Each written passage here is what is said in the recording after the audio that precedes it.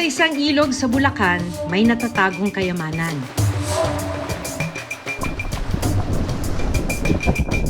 Ito ang matyagang sinisisid at hinahanap ni Lola Ligaya.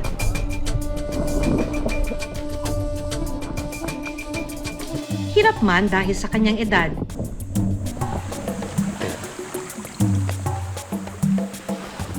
kailangan niyang bulabugin ang mga buhangin sa ilog.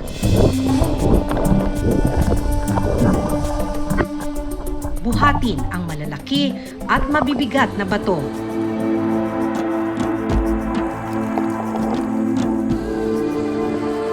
Para hanapin ang mailap na mga butil.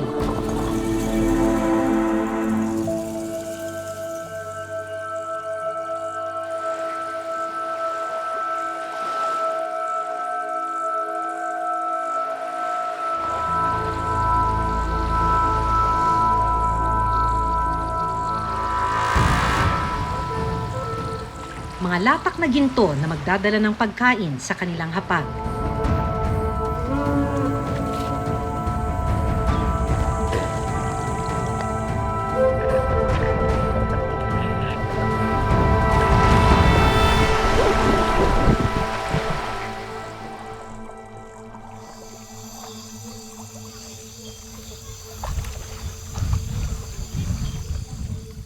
Nandito tayo ngayon sa isang liblib na barangay sa probinsya ng Bulacan.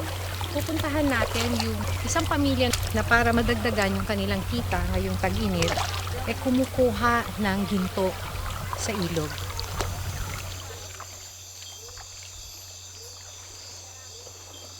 Medyo madulas itong mga bato na kailangan nating tawirin, di ba? Dito sa ilog.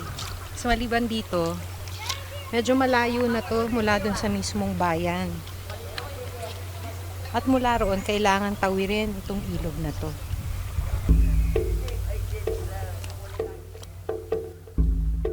Nang makatawid sa ilog, nakilala ko ang residenteng si Lola Ligaya Torres, 66 na taong gulang. Gandang hapon po, Lola. Malayo rin po pala to, ano? 3 dekada na raw ang nakararaan ng matuklasan nila ang nakatagong yaman sa ilog. Ang kinukuha nila rito, mga latak ng ginto na naiwan ng mga dating minero.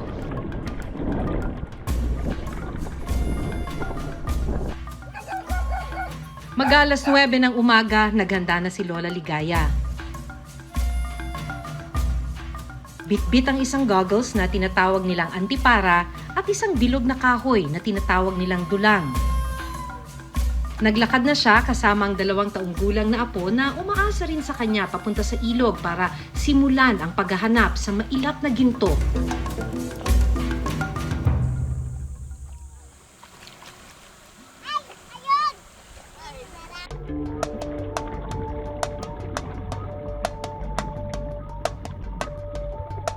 Agad na sumisid sa ilog si Lola Ligaya.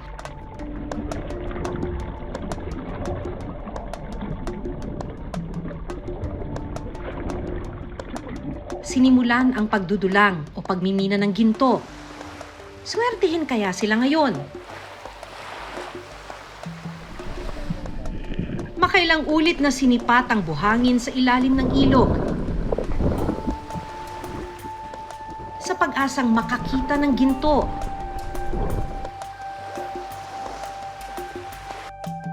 Habang naglalaro si Nene, tumulong na rin siya kay Lola Ligaya.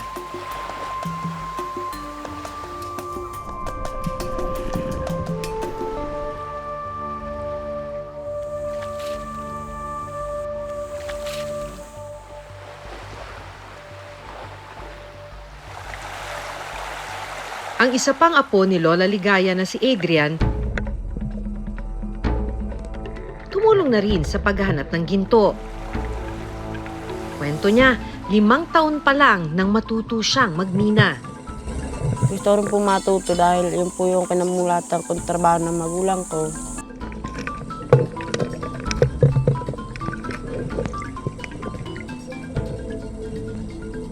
Grade 4 na sana ngayon si Adrian pero kinailangan niyang huminto sa pag-aaral.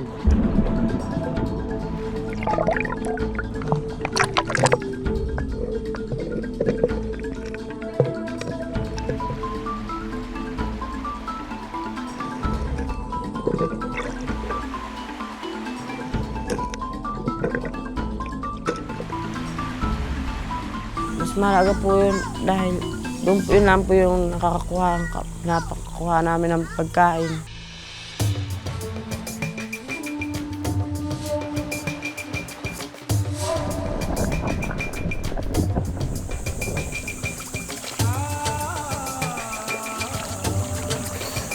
At nang hindi makitang hinahanap, lumipat siya ng ibang pwesto. Saan ka papunta? Baka mayroon doon sa hulog. Doon sa malalim-lalim. Kinailangan niyang sumisid sa mas malalim na parte ng ilog. Dito raw kasi madalas matatagpuan ang mga butil ng ginto.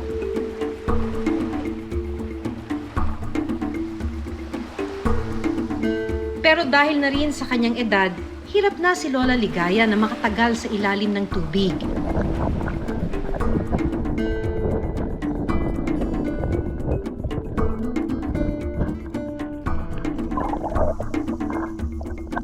Kaya makailang ulit siyang lumubog at umahon, saka maingat na hinahawi ang sinalok na buhangin.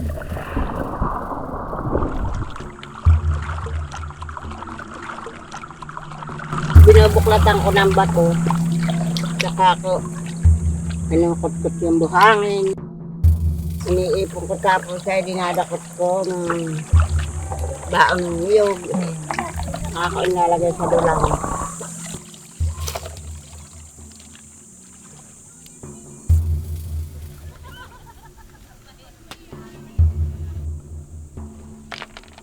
At sa ilang pagkakataon, kinakailangan niyang buhatin ang mabibigat na bato. Binubuklat ko itong malaking bato. Papaypayan ko yung kinabuklatan. Eh, hindi makita yung ginto pagka hindi maalis yung bato.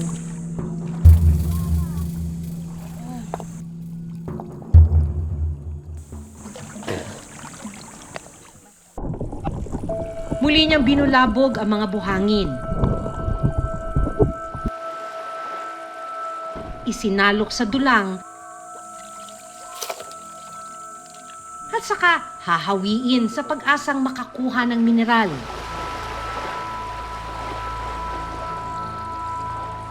So, ilang oras ninyo ginagawa to sa isang araw? Papasok kami dito ng mag-aalas 9. Tapos lalabas kami ay alas 4. Paano niyo po natutunan yung pagdudulang? Sino yung nagturo? Ay, matagal na po. Wala pa akong anak ay nagdudulang na kami. Iyon po ang kinagis ng kung hanap buhay namin. Kung hindi magtanim-tanim.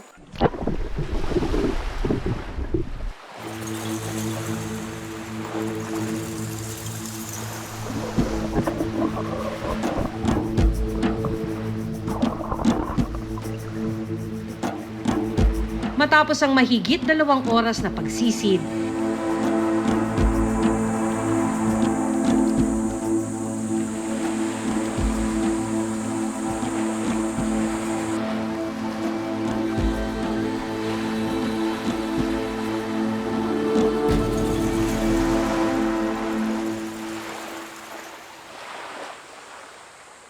Ayun, may maliit.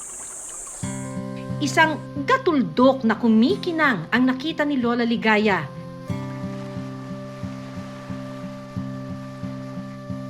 Ito na raw ang inaasam nilang ginto. Paano nalaman na may ginto rito? Yung matatanda pa ang nakaalam na may ginto dito. Nakita na namin ginagawa nila. Gumawa na rin kami. Pero para kay Lola Ligaya, hindi pa raw ito sapat. Kaya muli siyang sumisid.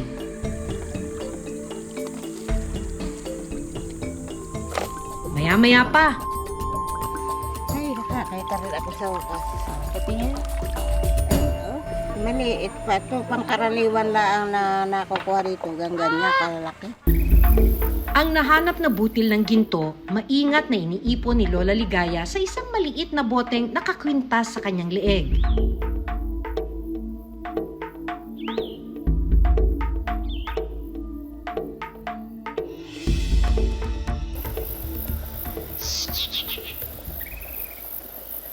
Anong pakiramdam pag nakakita kayo ng ginto? Ay, natutuwa kami. Saka parang natatanggal yung pagod namin pag malalaki nang nakukuha. Bawat piraso na makikitang ginto, kayamanang iniipon ni na Lola Ligaya. Ito raw kasi ang susi para malamnan ang kumakalam nilang sikmura. Bakit niyo po kailangan gawin ito? Para po sa pandugtong sa aming pagkain. Pag kami naubusan ng bigas, ibibenta namin ko pa kami ng bigas o kaya pang ulam o tinapay ng aming mga bata pag sobra na sa bigas.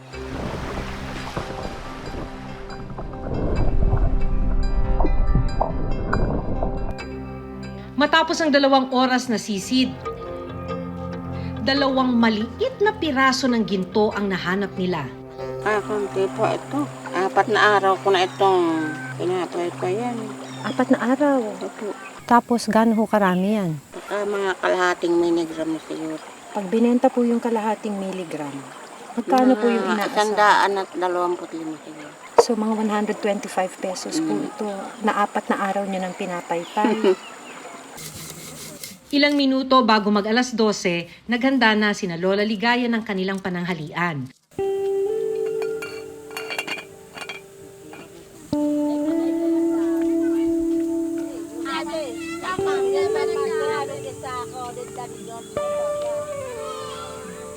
Isang bote naman ng tubig ang kinuha ni Lola Ligaya para isabaw sa kanyang kanin. Para saan yung tubig na yan? Anong gagawin?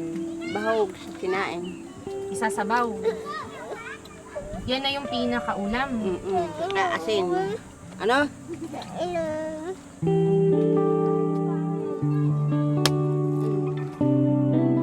Ito na ang pantawid gutom nilang maglola.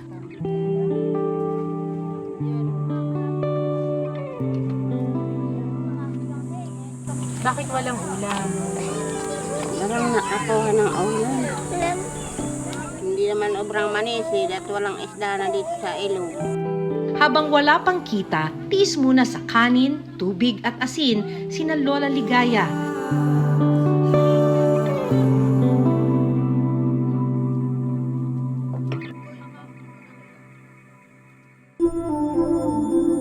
Mula bundok, lumipat sina Lola Ligaya dito sa tabi ng ilog 3 buwan na ang nakararaan.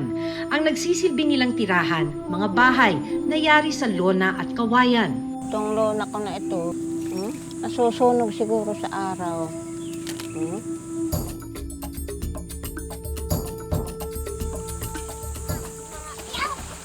Kasi po dito, pagkatagulan na, wala na, puno na to ng tubig. Puno po ito ng tubig. So ngayon po, pwede hong maghanap ng ginto kasi mababaw pa. Pang tag-araw lang po, unti-unting ginto. Pero hindi pa man lubos na nakapagpapahinga. Muli na namang sumabak sina Lola Ligaya sa pagsisid sa kabila ng napakainit na panahon. Kapag tirik ang araw, mas madali raw kasing makita ang ginto. Kaya nakikita ko kumikislap ng ginto. Pagka mainit ang araw. Pagka ano naman, ang tingin ko sa ginto ay maputi pag walang init.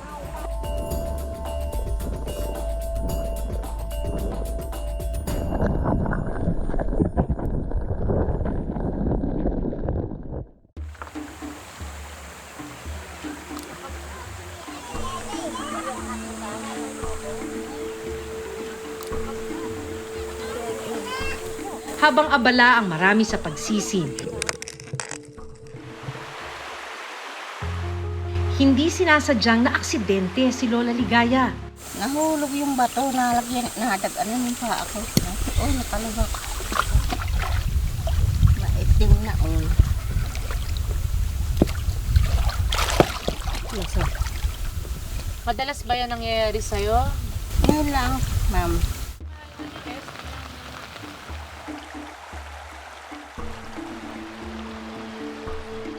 Naipit na nga po yung paa ko, oh, namamaga. Kailan lang po yan? Kanina, dun sa... Kanina naipit. Bakit naipit? Tumaus-us mo yung bato.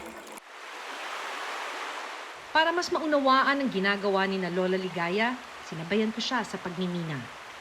Ano tawag niyo rito? Antipara po. Antipara. So, nag-aantipara dahil para makita syempre kung ano yung dadakutin sa ilalim. Ano po. Ang mahirap actually dito, hindi ho kayo hihinga, no? Habang nagdadakot. Okay, Lola. Ano ba, biya?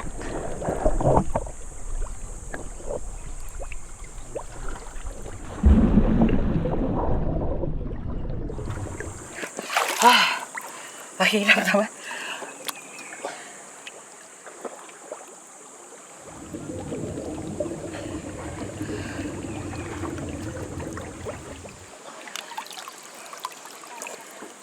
Believe na bala ako kay Lola kasi at tagal. Ang hinahanap ni Lola ngayon ay kung may kumikinang. Oh, yung madilaw. Naghahanap siya ng madilaw habang nasa ilalim ng tubig yung buong mukha niya. Makalipas ang ilang minuto naming pagsisid, tila sinuwerte kami. Meron? Ay, ito. Kukunin niyo pa ba? Oo nga, maliit. Kukunin niyo ba? Ito. Ayun, oh. Ano, masaya rin ba kahit na maliit lang? Kung tutuusin, nasa mahigit 3,000 piso ang kada gramo ng ginto sa merkado. Napakalaking bagay sana para sa kanilang pang-araw-araw na pangangailangan. Pero sa kaso ni na Lola Ligaya, bihira daw silang makaipon ng 1 gramong ginto. Kaya ang mga naiipon mula sa pagmimina, per guhit ang bentahan sa halagang 250 pesos. Yung pagbebenta po nung ginto, binabarat ba kayo yung masyado ng mababa yung presyo? Tulad nga rin nagbinta sila dyan ay 3 miligram. Oh.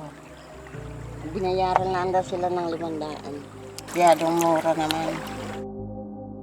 Samantalang aabot sa 350 to 400 pesos daw kada guhit ang presyohan nito sa merkado. Matapos ang mahigit 1 linggong pagmimina, ibebenta na ni Lola Ligaya ang naipong ginto. Kaunting ginto po. Plano ko po talaga nito, ibibenta ko pag dumating si Sir. At kami, walang pinagkukunan dito ng bigas. Kailangan namin. Isang middleman daw ang bumibili nito sa kanila. Hello, Lola. Hello. May ginto na kayo? Meron ng kakaunti. Magkano pong benta nyo sa akin, Lola? Kung ibibenta ko sa inyo, Sir, ay 100 na lang siguro. Kakaunti naman. Bilihin ko na lang ng 1,000. Mabuti na lang daw at nagmagandang loob ang buyer na dagdagan ang presyo ng biniling ginto. Maraming salamat sa inyong tumutulong sa akin. Ito na ba ang pagkakasyahin namin maglola sa loob ng mga 1 linggo na konsumo namin? Bigas, kape, asukal, sabon.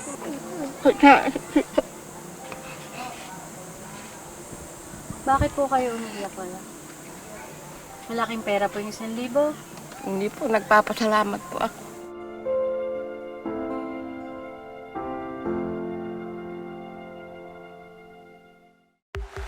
Sa datos na inilabas ng Department of Labor and Employment o DOLE nitong 2023, 36.2% o 17 million ng kabuuang populasyon ng bansa ang nasa informal sector o informal economy. Sila ang mga manggagawang hindi saklaw ng mga regulasyon at wala ring proteksyon at benepisyo mula sa gobyerno tulad ng Social Security System o SSS o Government Service Insurance System o GSIS. Sa kaso ni na Lola Ligaya, mas makakatulong sana kung mabibigyan sila ng sapat na training para malayo sila sa panganib habang nagmimina at para masigurong hindi sila maluloko at tama ang halaga ng ibebenta nilang ginto. Despite sa condition nila, tinatry ko sila una, dapat equality. Pag-create ng mga programa na mag-generate ng employment, mag-formalize nitong mga informal sector para maka-access sila ng mga pautang ng kapital. Sa ilang taong pagsisisid ni Lola Ligaya, hindi nakapagtatakang meron na siyang mga iniinda. Kasabay kasi ng katandaan ay ang panghihina ng kanyang katawan at panlalabo na rin ng mga mata. Para malaman ang kondisyon ni Lola Ligaya at kanyang pamilya, inilapit namin sila sa lokal na pamahalaan ng kanilang lugar. Ang liblib po ng Pook. Nakakarating pa ba rito yung serbisyo? Kasi sa totoo lang, ngayon lang din po ako nakarating Talaga? sa Pook na ito, Oo. which is napaka-remote. So ito po yung challenge po talaga ng LGU na marating po, no, yung mga services para sa kanila.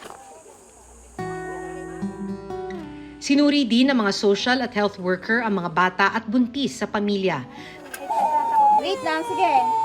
Titimbang lang tayo, baby. Baka mahulagin pa to. Mabilis Sabi ng kinatawan ng Rural Health Unit, hamon sa kanila ang pagmumonitor kina Lola Ligaya lalo't pagdating ng tag-ulan, umaalis sila sa ilog at bumabalik sa kabundukan. Kung ano man yung pangangailangan nila, kung talagang sa health or kailangan ng medicine, siguro yun po yun, ma'am. And yung mga immediate lang na pangangailangan habang nandito sila. habang nandito. Pero I don't paano think long term kasi maalis nga po sila. Moving forward, ano yung pwedeng gawin ng LGU? Financial assistance po sa kanila. And then mag-conduct kami ng another home visitation para ma-assess po talaga namin yung pinaka-immediate needs nila. Sa ngayon, dahil limitado ang kakayahan at oportunidad para sa mga katulad ni Lola Ligaya, sa mga butil ng ginto sa ilog muna sila aasa. Pero dahil kakarampot lang ang kinikita nila mula rito, bukas, sa dapit hapon ng kanyang buhay, kasama ang kanyang mga apo, muli silang sisisid sa ilog para hanapin ang latak na ginto. Nangyari halimbawa, susulog dun sa tubig. Lagi kayong umaasa na sana may malaki kayong ginto. Ganun naman ang panalangin. Hindi naman ako nakakukuha ng ginto. Aliwas doon sa panalangin. Hanggang sa susunod na Sabado, ako si Maki Pulido at ito ang Reporter's Notebook.